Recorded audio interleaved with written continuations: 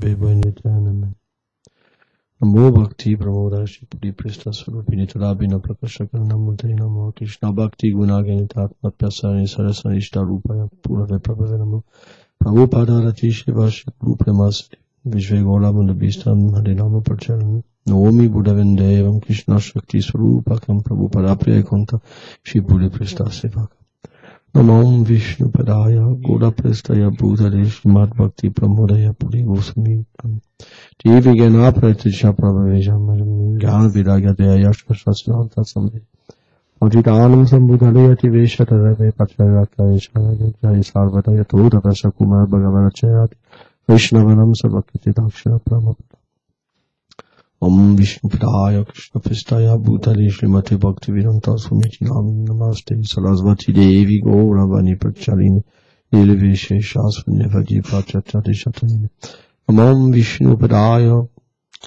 Krishna Prestaya Bhutale Srimati Bhakti Lasaka Shiladevu Swamiti Namini Om Vishnu Padaya Krishna Prestaya Bhutale Srimati Bhakti Prankishavagu Swamiti Namini Om Vishnu Padaya Krishna Prestaya Bhutale Srimati Bhakti Daitamal Vagusamitamini Om Vishnu Padaya Krishna Prestaya Bhutale Srimati Bhakti Siddhanta Sarasvati Namini Shivar Shabana Videvi Daitaya Kripabdaya Krishna Sambandha Vigyanini Parbivina Mahamadyojvara Premadya Shri Rupanuga Bhakti Rakshi Gorakuna Shakti Vigyan Mustute Namaste Gaurava Nishi Multayiri Natari Rupanuga Vidudapa Siddhanta Vantari Namo Gura Kishoraya Satsat Vigagya Multaye Viprambara Sambore Parambhajeti Namo Namo Bhakti Vinodaya Satchinandaya Mine Gora Shakti Surupaya Gopalo Yati Gaura Bhava Bhumre Dhamdisha Sajjana Piya Vaishnava Solomashi Jaganateta Om Chakar Patru Vyacha Kripa Sindhu Vyai Vacha Patitanam Papadivyo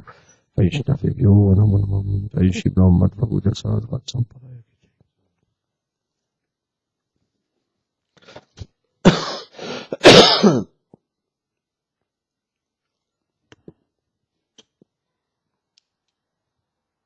Donc on va lire un verset par Srimad Bhagavad Gita, chapitre 4, verset 14. Nam karmani limpati name karma phales priham itimam yo vijhanati karma vimnacham bhajati. Je ne peux jamais être lié à la loi du karma. Et je n'aspire pas non plus au résultat de l'acte.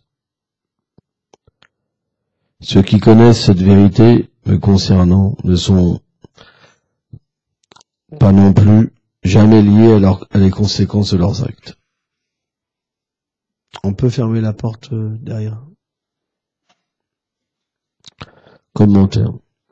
Il y a deux portes, faut fermer les deux. Sans ça peut être loué. On a fait exprès de faire deux portes. Des fois, on fait des choses, ça sert à quelque chose. C'est vrai? Vous allez voir, on va moins entendre. Srila Vishveshwara Thakur explique que même si Arjuna a accepté les arguments du Seigneur, il pourrait toujours se dire que Krishna est apparu dans une dynastie de kshatriya, de militaires, et qu'il doit accomplir chaque jour le devoir d'un kshatriya. Comment pourrait-il accepter que Krishna soit akelta, qu'il n'agisse pas? C'est afin de répondre à cette question que le Seigneur énonce ce verset. Tout trouve sa source en Krishna, tout émane de lui. Aham savasya prabhava. En tant que Dieu, il est complet en lui-même et n'aspire à rien en cet univers. Tout est infime par rapport à lui. Il ne saurait être lié à un devoir en ce monde. Il ne saurait aspirer aux fruits temporaires et limités d'une quelconque action, en être dépendant. Contrairement aux âmes conditionnées qui, elles, sont infimes et sous le contrôle de l'énergie matérielle.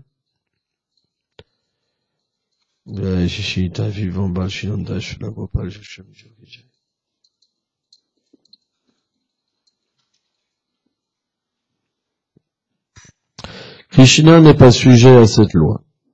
Cependant, afin d'établir un exemple parfait, il agit. Or, ceux qui connaissent pas cette vérité sur Krishna deviennent liés par l'action. Ils ne peuvent atteindre l'action purement spirituelle libre de réaction en ce monde, comme l'enseigne le Seigneur. Par contre, ceux qui accomplissent leur devoir dans leur cadre du service de dévotion, sachant que le Seigneur est tout-puissant, indépendant, impérissable et sans désir, deviennent libérés des chaînes de l'action et atteignent le pur service d'amour.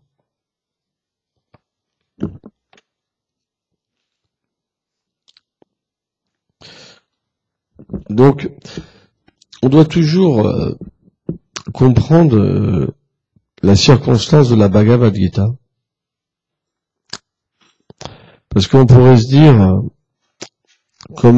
pourquoi Krishna explique tout ça? Pourquoi Krishna explique tout ça? Pourquoi il est devant tellement de gens? Pourquoi tellement de gens le voient différemment? Parce que le Seigneur est un vrai magicien. Vous vous rendez compte qu'il est dans notre cœur en ce moment? Qu'il donne le fruit de l'action? Que c'est lui qui me permet d'oublier comme de souvenir? Que c'est lui qui permet de digérer les aliments? Il est toute chose. Et pourtant, personne ne le voit. Au point que les gens, Krishna leur donne même l'intelligence pour avoir des arguments. C'est Krishna qui donne, pour que les gens puissent prouver que Dieu n'existe pas. C'est lui-même qui donne l'intelligence, même aux matérialistes. Vous vous rendez compte? Seulement un pur dévot peut comprendre ça. Celui que Krishna apparaît dans le cœur et qui voit Krishna partout, il peut comprendre qu'aucune intelligence peut venir sans lui. Rien. Parce que l'être est tout petit, minuscule. C'est pour ça que l'illusion matérielle est puissante. Très puissante. Elle nous fait croire que sans Krishna, on peut être heureux. Que quelqu'un peut nous donner du bonheur, indépendamment de lui. C'est ce qu'on appelle l'énergie matérielle. Elle est super puissante. Par exemple, je vais donner un exemple. On a chanté Jarada Madhava, par exemple. On a chanté le Mahamantra. Le Mahamantra, il est Krishna lui-même. Tout émane de lui, il contrôle tout. Et pourtant, quand on chante, on a l'impression qu'on est supérieur. On a l'impression que c'est nous qui articulons. Qu'on domine le son transcendantal. C'est pour ça que la vibration va se cacher. Tous les gens qui chantent de cette manière-là, avec une conception de pouvoir, de puissance, ils n'obtiennent pas le fruit du chant. C'est pour ça que le mental dévie, en fait. Parce qu'il n'y a pas d'abandon, il n'y a pas de compréhension du chant des saints. Qu'est-ce que le chant des saints? En fait, on devrait avoir cette méditation avant d'être promu dans un stade où on est dans notre corps transcendantal. On devrait avoir une approche du Saint-Nom dans la grandeur. On devrait chanter « Ô Seigneur, tu es tout puissant, contrôle-moi s'il te plaît. Sois miséricordieux, contrôle-moi. Anéantis cette illusion que je pense que je suis le corps. Anéantis, parce que c'est toi qui fais ça. Anéantis le fait que je pense que je suis une mère de famille, que je suis un père, que je suis nul, que je suis un grand dévot. Anéantis ça. Sans cette prière-là, on ne peut pas progresser.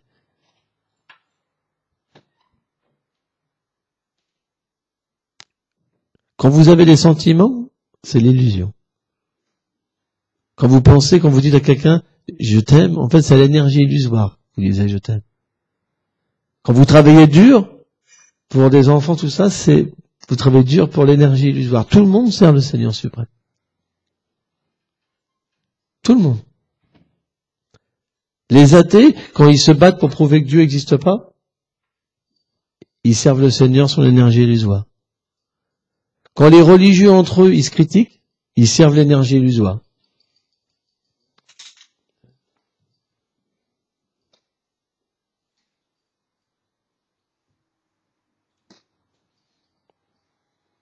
Donc, si on observe notre vie, on fait que servir l'énergie illusoire. C'est pour ça que Chaitanya Mahaprabhu, il a mis un accent sur l'attitude. Parce que sans attitude, on voit que l'énergie illusoire. Quand on réalise qu'on est dominé, alors on veut être dominé dans le bon sens. Vous comprenez? C'est-à-dire, au lieu d'être illusionné par l'énergie illusoire et souffrir, parce qu'on fait que souffrir en fait l'énergie illusoire. Parce qu'on est obligé de donner notre cœur à des trucs qui sont imparfaits tout le temps. On est toujours déçu. On n'a pas le choix. Et en plus, il n'y a pas autre chose. Donc on est obligé de se dire c'est la vie et rester avec des choses imparfaites. Mais c'est la souffrance, c'est la galère. Tout ce qu'on fait, ça marche pas.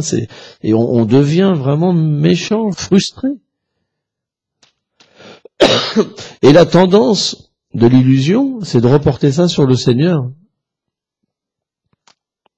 Parce que finalement, on accepte Dieu pour sortir de cette illusion, mais on l'accepte comme un moyen d'être heureux avec ce corps.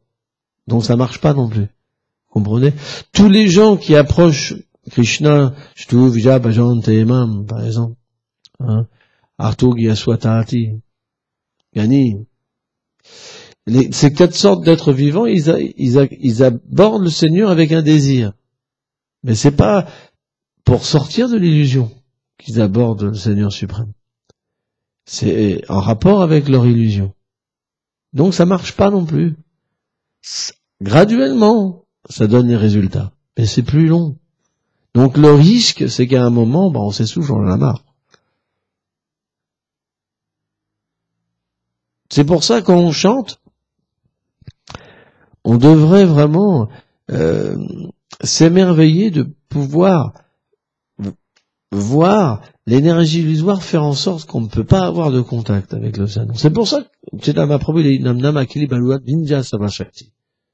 Tatra Pita Diametesa Nakarita Deshita Vaklipa Mahapi Udeva Mincham Najalina Lulaka. Chaitanya Mahaprabhu il a dit c'est au Seigneur, t'as mis toutes tes puissances, c'est toi-même. Et pourtant, il n'y a pas de contact. Pourtant, j'ai pas de goût. Alors bien sûr, le Chaitanya Mahaprabhu, c'est une extase spirituelle, mais en même temps, c'est une réalité pour nous. Et il a dit, si j'avais l'humilité, si j'avais cette tolérance, si j'avais le bon respect, alors tu pourrais me dominer. Je pourrais chanter tout le temps.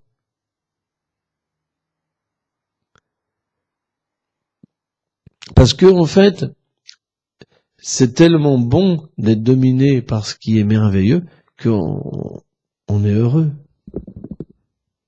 On peut prendre un petit peu cet exemple minuscule qui a un reflet perverti. Un enfant, comment il est attaché à sa mère, tout petit. Tous ceux qui ont eu des enfants, ça devient l'enfant, il a que ça. Il a que ça. C'est son seul refuge. Il n'a pas la possibilité de s'exprimer avec d'autres choses. On est d'accord? Donc il y a une dépendance complète. Et plus il grandit, alors ça c'est l'effet inverse, plus il grandit et plus il cherche de l'indépendance. Parce que ce refuge, après, ça l'étouffe. Mais ça, c'est le reflet perverti. Mais le chant des saints noms donne l'effet inverse. Ça veut dire que ça donne le refuge. Ça détruit toutes les misères. Et ça amène l'être vivant à découvrir Krishna. Et l'être vivant veut de plus en plus, en fait, de nectar. Vous comprenez? C'est pour ça que, comment dire, on peut tous obtenir la miséricorde à travers la vibration transcendantale. C'est juste un état d'esprit à comprendre. Une fois que l'état d'esprit il est là, et que le cœur est disposé toute la journée à respecter les êtres, à respecter, avoir une bonne compréhension de ce que fait le Seigneur pour les êtres vivants, à travers toutes les religions, ça veut dire vraiment le bon respect. Après, on peut se faire dominer par le Saint-Nom. C'est pour ça que il s'est expliqué Nama Aparad, les offenses au Saint-Nom. En fait, les offenses, c'est pourquoi le Saint-Nom ne se révèle pas, pourquoi il nous contrôle pas. C'est des choses qu'il faut travailler en nous, il n'y a pas le choix. La bonne compréhension. Si on fait notre sauce, notre truc, notre philosophie, ça ne marchera pas. C'est pour ça vaut vraiment le coup de s'ajuster. Pour nous et pour les autres. Par exemple, je vais vous raconter une histoire qui illustre un petit peu, même parfois, comment les gens peuvent atteindre Krishna par une voie. On sait quand Krishna est apparu, dans le Dwapara Yuga, alors c'est le Vahara, je sais plus quoi, c'est un Dwapara Yuga particulier. Donc à chaque fois c'est pareil, il y a des armées démoniaques qui sont présentes, et la terre, les demi-dieux souffrent beaucoup. C'est toujours le même principe qui est là. Et donc Shiva, Brahma, les demi-dieux, la planète Terre ont été voir Vishnu. Et le Seigneur, en fait, leur a dit qu'il fallait qu'ils aillent voir, en fait, le Seigneur original. Il n'y a que lui qui pouvait faire quelque chose. Mais eux, ils savaient pas vraiment qui était le Seigneur original. Et leur Seigneur, Mahavishnu a dit, en fait, c'est Krishna. Il leur a dit, on va aller par la voie du Gange. On va aller le rencontrer à Goloka Vrindavan. Et là, ils sont partis avec Mahavishnu, tous les demi-dieux, par la voie du Gange. Et ils sont arrivés, en fait, ils ont vu la rivière Virage, qui était comme effulgente. Et dessus, il y avait comme des billes, c'était des univers, en fait, des milliards d'univers. Et ils ont traversé le Brahmajyoti, l'effulgence, en fait, du monde transcendantal. Et finalement, ils sont arrivés à une porte où ils ont vu une gopi qui était gardienne de Vaikuntha, de Golok Vrindavan. Et là, en fait, le Seigneur, Mahavishnu, avec les Devas, donc les Devas ont rendu leur hommage à la demeure du Seigneur, et donc la gopi est arrivée avec un bâton, elle avait un bâton. Donc il y a toute une description qui est faite de Vraj, merveilleuse, comme quoi qu'il n'y a aucune chose dure dans ce monde, que l'énergie matérielle, elle n'est pas présente, elle peut pas entrer, elle peut pas être présente, le Mahatattva, l'énergie illusoire, elle peut pas se manifester. Et là, quand la gopi, elle a vu les demi-dieux donc ont demandé à rencontrer Krishna. Elle leur a dit, mais vous êtes quel demi-dieu? Et eux, ils n'avaient pas conscience qu'il y avait d'autres Brahma, d'autres Shiva. Elle leur a dit, oui, dans chaque univers, il y a un Brahma, il y a Indra, il y a Shiva. Vous êtes quel univers? Et elle a dit, on ne sait pas. Nous, on pensait qu'il y avait qu'un univers qui était habité, quoi. Et Mahavishnu, il a dit, pour leur sauver un peu la mise, parce que c'était l'impasse, quoi. Mahavishnu, il a dit, c'est l'univers où Trivikram, le Seigneur, a parsé avec son doigt de pied les écorces, et que, en fait, l'eau du Gange a traversé l'univers. L'histoire avec Vamanadev. Il a dit, d'accord, c'est parfait. Et donc, ils ont pu rencontrer Krishna. Et là, il y a une description qui est faite, comment Krishna, il est sur un trône, avec Radharani, avec les 8 gopis principales, etc., avec les pâtres principaux, Balaram, etc.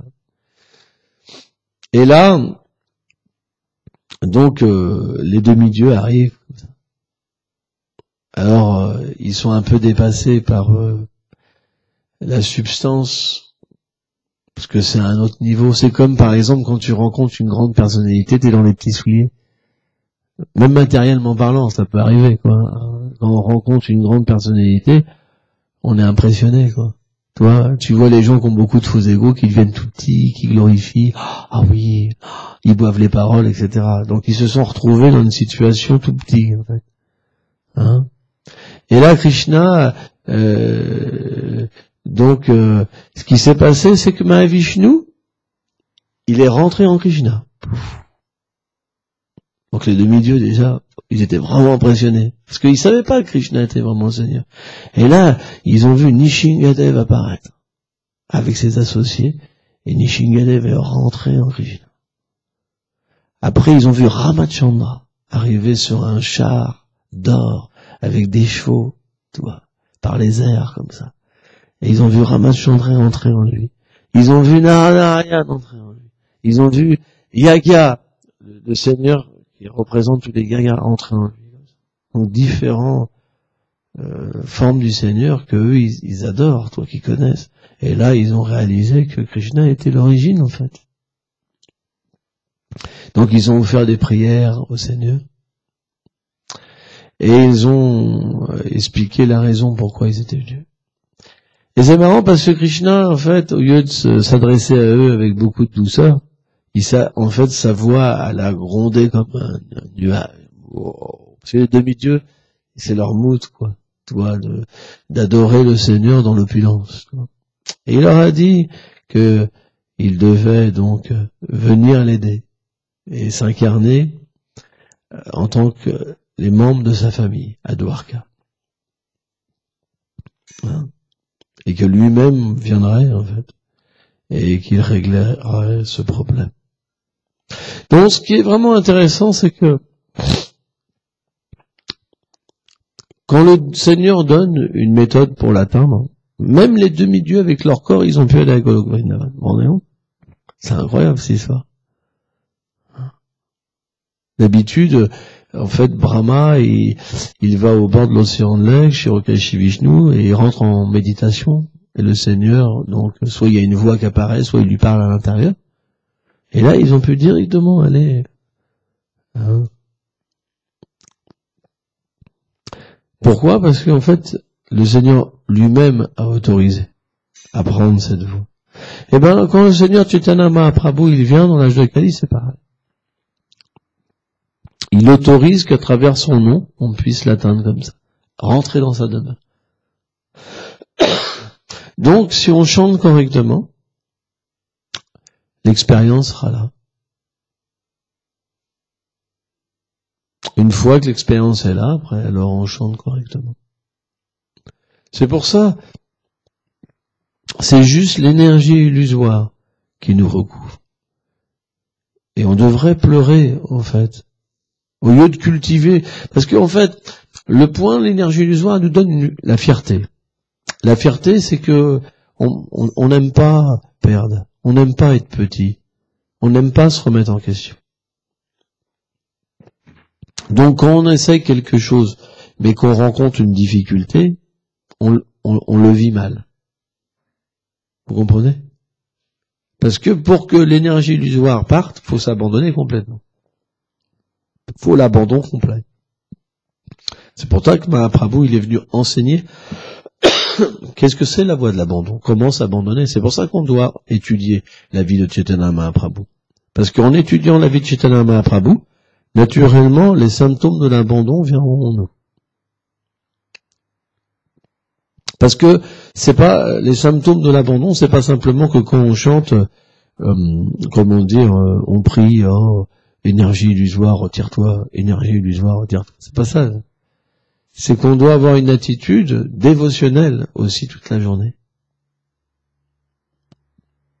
Parce que naturellement, quand on va chanter, comme le nom est pur, quand on chante, c'est comme un soleil. Ça, les choses ressortent. Ah oui, mince, c'est le Seigneur suprême. C'est pour ça que c'est dur de chanter. Parce que vous appelez la suprême pureté, donc les impuretés ressortent. Donc, l'attitude dévotionnelle, ça veut dire vivre pour le Seigneur suprême. Or, comment on vit pour le Seigneur suprême? À travers la filiation spirituelle. Et c'est en faisant notre devoir prescrit, en fait, avec le désir de les satisfaire, que on installe dans notre cœur une attitude favorable pour chanter.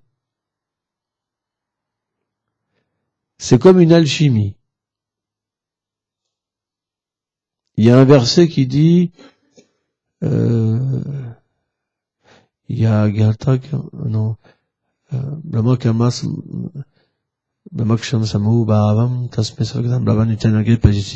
a un verset qui dit que ces actions, en fait, qui sont données par le Seigneur, ils sont pas différents du Seigneur suprême.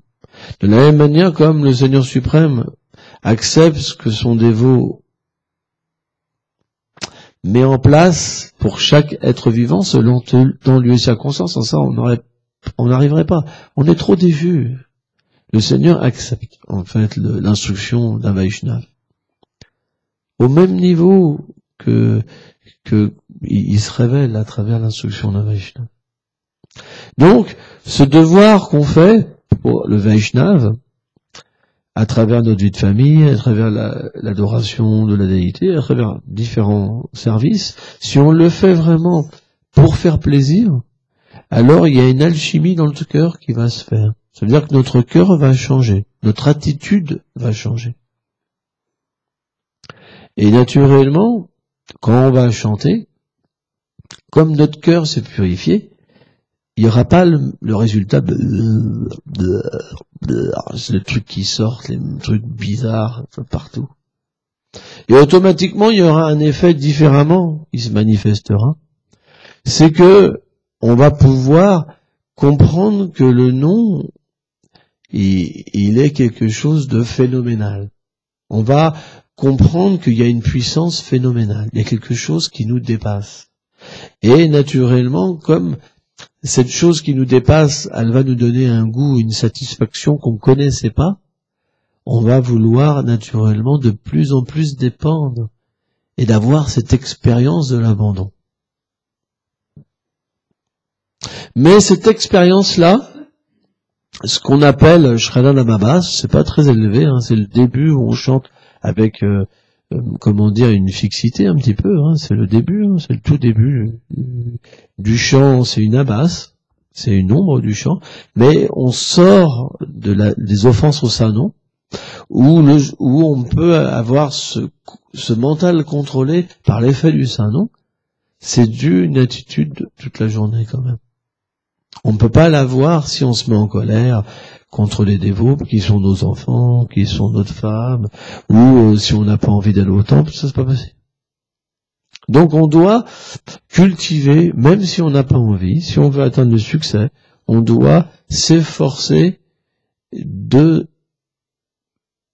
d'accepter les choses favorables et rejeter les choses défavorables.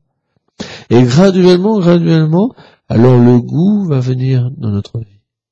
Graduellement. Mais si on a cette attitude mauvaise et qu'on se dit moi j'ai essayé, ça marche pas, c'est pas vrai en fait. C'est pas vrai parce que si c'était le cas, ça devait être le cas pour tout le monde. Or, quand on voit des Vaishnavas, on voit qu'ils goûtent quelque chose. Ça se voit, ça émane d'eux. C'est pourquoi qu'on reste Vaishnava, d'ailleurs. Si on n'avait pas la possibilité de voir d'autres des Vaishnavas, on resterait pas Vaishnava. Parce qu'on se dirait, bon, si tu voyais que des Vaishnavas, des semblants de Vaishnavas, vous dites à un moment, j'en ai marre, leur truc, ça parle d'amour, il faut que se mettre des bâtons dans les roues, par exemple. Mais en fait, quand on entend les Vaishnavas, quand on voit les Vaishnavas, quand on lit les livres des Vaishnavas, quand on voit des vidéos de Vaishnavas, des photos de Vaishnavas, alors, si on n'est pas offensant, on ne peut que continuer, parce qu'on voit qu'il y a quelque chose.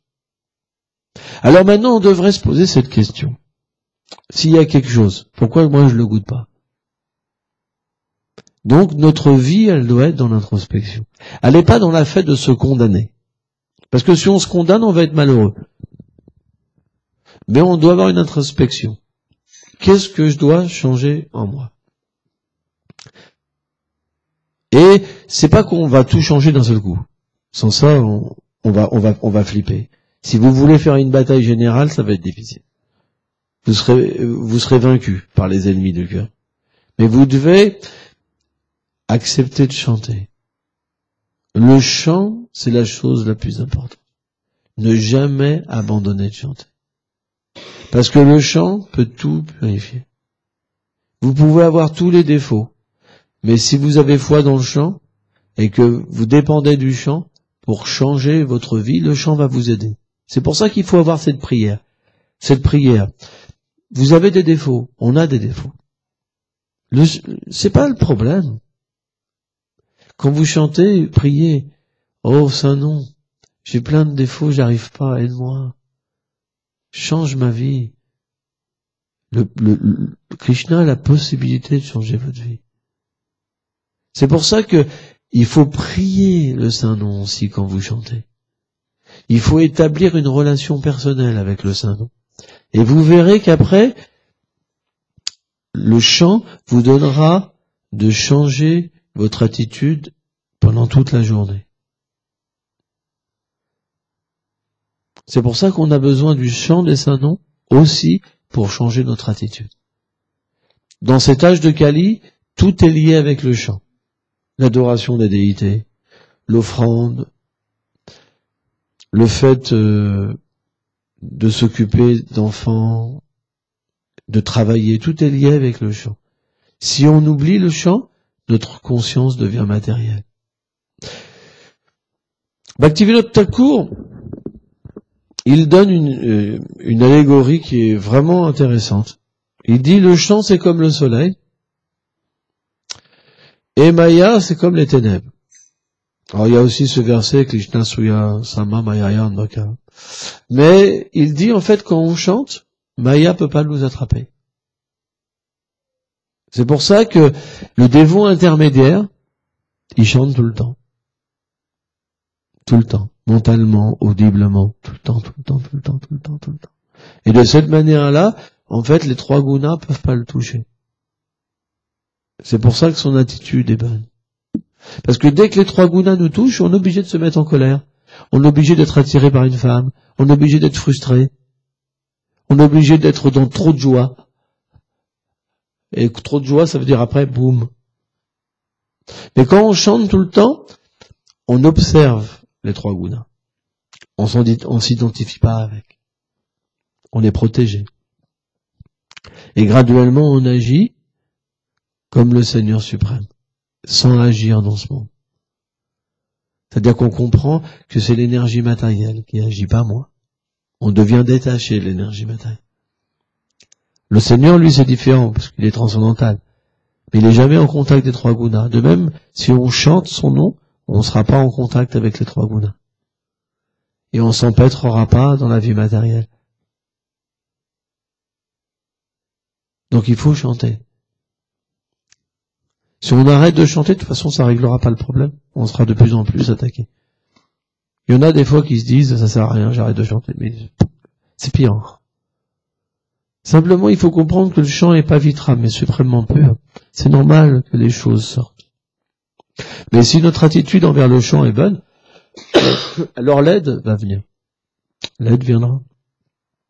Et on verra que graduellement, on agira différemment, avec plus de conscience, pour faire plaisir au Seigneur suprême. On verra qu'on arrêtera de s'énerver. C'est pourquoi on s'énerve, parce qu'on agit pour nous, et on n'a pas le fruit. On est frustré. Mais quand on agit pour lui, on va voir que l'énervement va partir. Le bon respect va venir parce qu'il va nous donner une autre vision des êtres vivants, une autre vision du travail, une autre vision du monde. On n'a pas le choix, parce que par nous-mêmes, l'énergie matérielle nous condamne à avoir une vision. Et c'est vrai. Par exemple, moi je vois parfois des gens viennent et soit ils imposent quelque chose, ils veulent être comme ça, soit ils se lamentent parce qu'ils sont comme ça. Et ça, c'est juste l'énergie illusoire. Quand vous voulez être comme ça et pas changer, c'est l'énergie illusoire. Parce que finalement, vous n'êtes pas heureux même dans cette condition-là. Alors peut-être que dans d'autres conditions c'est pire, Mais c'est pas une bonne condition non plus. Donc quand quelque chose nous donne un petit goût, on essaie de le garder, mais hop, ça reste jamais. C'est vrai quand même, c'est une réalité. Ça veut dire qu'on se dit maintenant j'ai trouvé ma voie, maintenant je fais comme ça, et finalement les problèmes reviennent. C'est d'autres problèmes qui reviennent qu'on connaissait pas. C'est sans fin son truc. Parce que c'est le principe de l'énergie matérielle. Tout paraît bon, et ça finit, c'est amer. Alors que l'énergie spirituelle, au début, c'est complètement différent. C'est amer. Parce que ça purifie. Oh, c'est terrible. Et à un moment ou à un autre, ça devient du nectar. Mais l'énergie matérielle ne donne jamais ça. C'est pour ça que si on étudie, et qu'on a foi, à un moment, on s'établit, et on devient un scientifique. Pas un sentimentaliste. Le sentimentalisme, ça veut dire avoir foi dans les trois gunas. Ça veut dire ce que je ressens, l'illusion, je pense que c'est réel. Ça, c'est très dangereux. Les gens qui sont comme ça, ils font beaucoup de politique, ils vous amènent dans leur truc, et à la fin, vous voyez, ils tombent. Parce que les sentimentalismes, ils peuvent même avoir de big charisme. Hein. Le gros charisme, et vous pouvez avoir foi en eux, vraiment. Mais à la fin, et vous êtes surpris, mince, comment ça se fait? Mais un Vaishnava, lui, il a foi dans les Écritures, il est un scientifique. Ça veut dire qu'il sait que ce que dit le Seigneur est une réalité, et il le voit dans sa vie. Au fur et à mesure qu'il applique, au fur et à mesure il voit, et en fait, graduellement, il devient une âme qui se déconnecte des trois gunas. Parce que la connaissance que donne le Seigneur suprême, elle n'est pas liée aux trois gunas. Elle est pure, nirguna. Donc quand vous la prenez en vous, et que vous méditez sur elle, et que vous voyez tout avec elle, alors vous devenez libéré des trois gunas. Alors que quand vous voyez par rapport aux trois gunas, vous pouvez même voir les fautes dans le Seigneur suprême. Parce que vous êtes illusionné. Mais si la Bhagavad Gita qui est nirguna, ou le Bhagavatam qui est nirguna, si vous voyez votre vie à travers ces écritures-là, alors vous devenez protégé. Et graduellement, alors le chant va venir vous chercher. Parce que l'attitude est bonne. Krishna vient sauver ses dévots. Donc plus vous devenez un dévot, plus le chant vient vous chercher. Mais c'est une attitude, c'est une expérience très mystique. Parce que finalement, au début, quand on chante Shravanamabhas, au tout début, avant on chantait avec offense, par exemple. Donc on n'avait pas de goût, c'était dur. Et le mental venait toujours nous embêter. Mais quand on commence à être sérieux dans la vie spirituelle et qu'on s'efforce de suivre le Seigneur suprême, c'est comme une austérité. Et on va commencer à voir que y a de l'aide vraiment qui vient. Ça veut dire qu'on va commencer à chanter, puis d'un seul coup, bon, on décolle, on sait même pas pourquoi. On sait même pas pourquoi on arrive à chanter 60 tours, comme ça, c'est mystique. Et on comprend à ce moment-là, Krishna te donne l'intelligence, tu vois. Si tu suis mes paroles, graduellement, je vais te libérer. Et donc, on devient fixé, Nishta, premier niveau, on commence à goûter, et plus on est sérieux, plus Krishna se révèle, et on commence à s'attacher à lui, l'amour de Dieu, etc. C'est quelque chose qui est graduel. Mais, ça commence quand même par la connaissance. Vous comprenez, si on n'a pas la connaissance, si on n'a pas foi dans les enseignements du Seigneur et du Gourou, alors vous vous retrouvez un dévot finalement qui fait son truc. Et c'est la majorité en fait. C'est 98% des dévots. Vous comprenez. Et c'est pour ça qu'on a l'impression que ce mouvement, c'est pas, voilà, on parle de quelque chose qu'on voit pas, mais c'est normal. Parce que c'est une question de foi. Krishna est réciproque avec la foi. Si vous avez foi dans ses paroles, alors, il vous libère. De la même manière, il dit qu'il n'agit pas dans ce monde. Parce qu'il ne peut pas être lié à ce monde, bien qu'il agisse en même temps. C'est incompréhensible. Mais si vous agissez pour le Seigneur suprême, vous réaliserez que vous agissez plus dans le monde. Parce que vous êtes dans la situation éternelle, donc graduellement, vous devenez une âme libérée. Mais si vous agissez pour vous, alors vous devenez une âme conditionnée. Il n'y a pas le choix. Et une âme conditionnée, elle n'est jamais heureuse. Ou alors il faut souffrir, par exemple courir 20 km à fond pour après se sentir un petit peu bien. Mais quand je voyais, par exemple, je faisais une séance de yoga, alors il y a des gens gros, par exemple, ils font des exercices, c'est dur, ils souffrent, et après, Padma-asana, tout le monde se repose. C'est le bliss, tu sais. Mais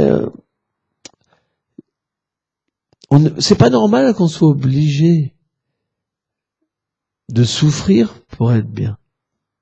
Vous comprenez? La nature de l'être, c'est d'être sans difficulté.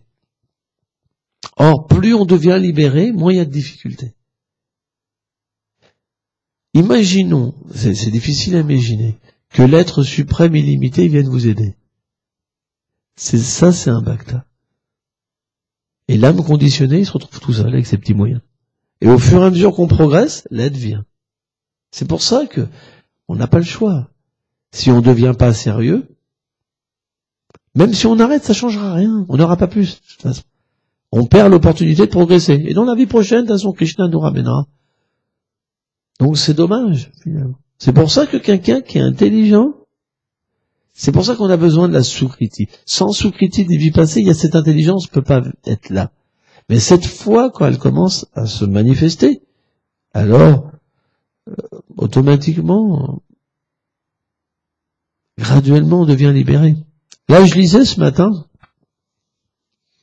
qu'il faut 100 vies d'austérité, de tapasya, pour avoir juste l'association des Vaishnavas. 100 vies.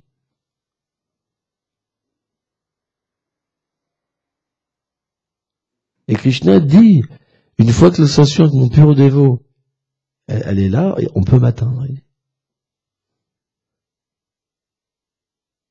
C'est pour ça que, mais qu'est-ce que ça veut dire, l'association? Ça veut dire comprendre ce qu'on fait. Parce que qui profite de l'association d'un pur dévot? Mais, dans l'âge de Kali, le Seigneur est tellement miséricordieux. Bhakti Pramod pour Maharaj, il a dit qu'il fallait 3 vies pour chanter. Mais en fait, 3 vies, c'est dans une vie. Il y a une première phase où c'est Namaparad, le chant avec offense. La deuxième phase, Shraddha Namabhas, le chant Namabhas. Et la troisième vie, Shuddhanam. Ça veut dire qu'on va mourir pour vivre 3 fois. On aura une mentalité, avec une façon d'être, une façon de penser, une façon de voir. Et quand Shraddha Namabhas va se manifester par l'association des dévots, on va complètement changer d'état d'esprit, de vie, de conception. Et un jour, alors on pourra être dans le corps transcendantal.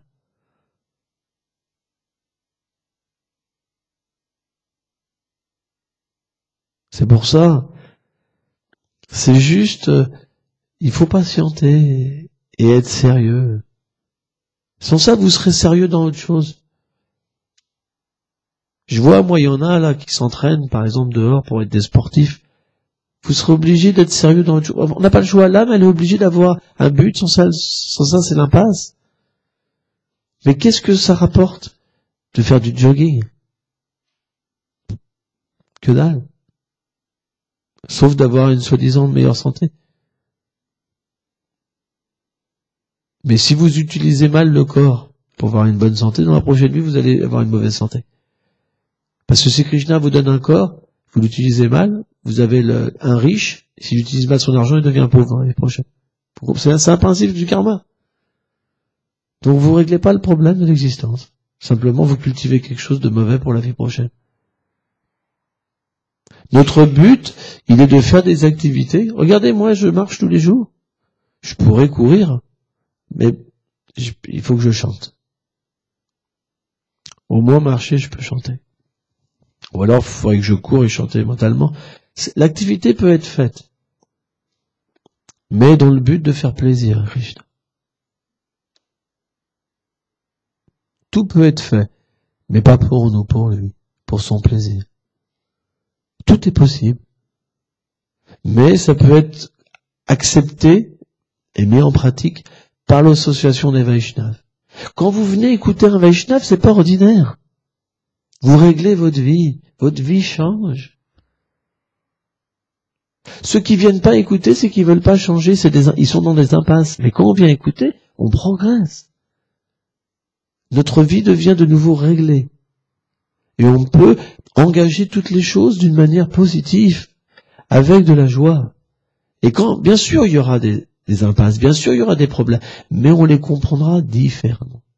On comprendra c'est obligé qu'ils viennent. Les problèmes viendront, mais ils seront bénéfiques. De toute façon, même si vous abandonnez le Seigneur, les problèmes viendront. Sauf que là, ces problèmes-là, ils sont un moyen pour vous abandonner. C'est pour ça que c'est parfait. C'est pas du fanatisme, c'est scientifique. Il n'y a pas le choix. Parce que c'est tellement logique en même temps. C'est complètement logique. C'est pour ça que c'est difficile de quitter une telle philosophie. Parce qu'une fois qu'on la quitte, qu'est-ce qu'on devient? Comme un animal. Qu'est-ce que je vais faire aujourd'hui? Je vais boire mon petit café, fumer ma cigarette, et après, on s'ennuie. Il faut planifier des trucs. C'est pas spontané. On n'a pas le bonheur spontané. Et c'est une réalité. Vous dites, tiens, aujourd'hui, je vais rencontrer Princesse, par exemple. Génial. Et puis, paf, elle est mal lunée. Qu'est-ce qui t'arrive? Oh là là, ça va. Je te demande pas les comptes, hein, ça va. J'ai des fois, on a le droit d'être pas très bien. Ça t'arrive pas, toi? Attends, j'ai devenu un petit bouquet de fleurs. Ma princesse.